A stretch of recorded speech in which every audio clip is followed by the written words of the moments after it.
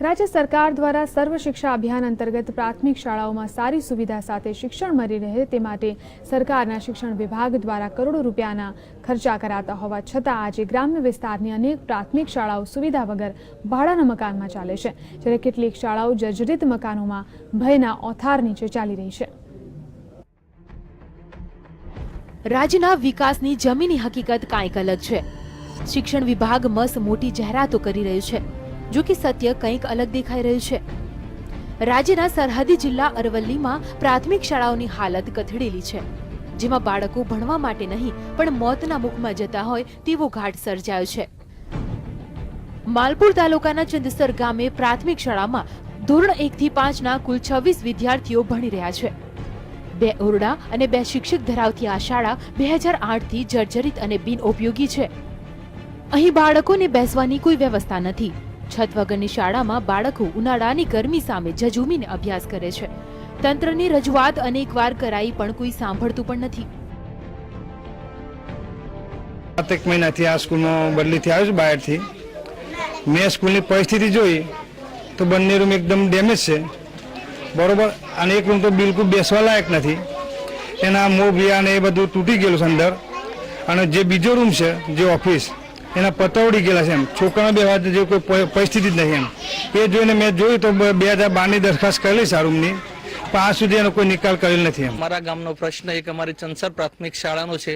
આ શાળાની અંદર અમારા છતથી માંડી દિવાલથી માંડી અને દરેક શાળાના ઓરડાઓ નોન યુઝ છે અને નોન યુઝમાં વર્ષ 2008 થી અમે દરખાસ્તો કરતા આવ્યા છીએ અને તાલુકા અને જિલ્લા અને રાજ્ય સરકાર સુધી પણ દરખાસ્તો કરી છે, પણ વારંવાર અમને એવું કહેવામાં આવે છે કે અહીંયા અમારી પાસે ગ્રાન્ટ નથી। સર્વ શિક્ષા અભિયાનની અંદર લાખો રૂપિયાની ગ્રાન્ટો આવે છે, કરોડો રૂપિયાની ગ્રાન્ટો આવે છે, પણ એ ગ્રાન્ટોની અંદરથી અમારી શાળાની અંદર છેલ્લા 7 વર્ષથી એક પણ રૂપિયાનું અહીંયા કામ થતું નથી।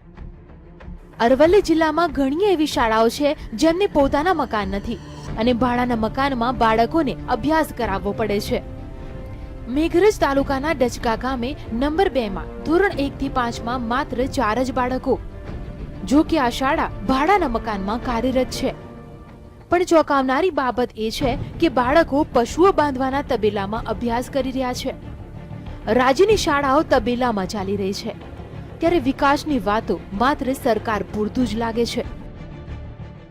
અને બાળકો પણ સારા છે સાહેબ, પણ આ મકાન સરકારી મકાન શાળાનું 2 મકાનો છે પણ જર્જરિત થઈ જાય છે અને છેલ્લા 6 મહિનાથી મકાન પડે એવી પરિસ્થિતિ છે।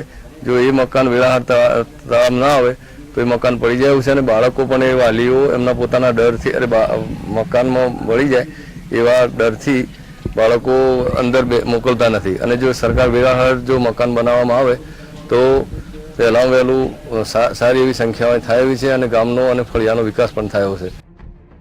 દેશનું ભવિષ્ય જેને ગણાય છે તે બાળકો તબેલા અને જર્જરિત મકાનમાં ભણી રહ્યા છે। કોઈ શાળાને છત નથી તો કોઈ શાળાને ઓરડા નથી। આખરે મજબૂર બાળકો આવી શાળાઓમાં ભણી રહ્યા છે। ત્યારે સીએમ આનંદીબહેન પટેલની રજૂઆત કરી હોવા છતાં તેમણે કોઈ જવાબ આપ્યો ન હતો। ત્યારે હવે દેખાઈ રહ્યું છે કે દેશનું ભવિષ્ય ભણવા માટે કેવું સંઘર્ષ કરી રહ્યું છે। પ્રભુદાસ પટેલ, GSTV, અરવલ્લી।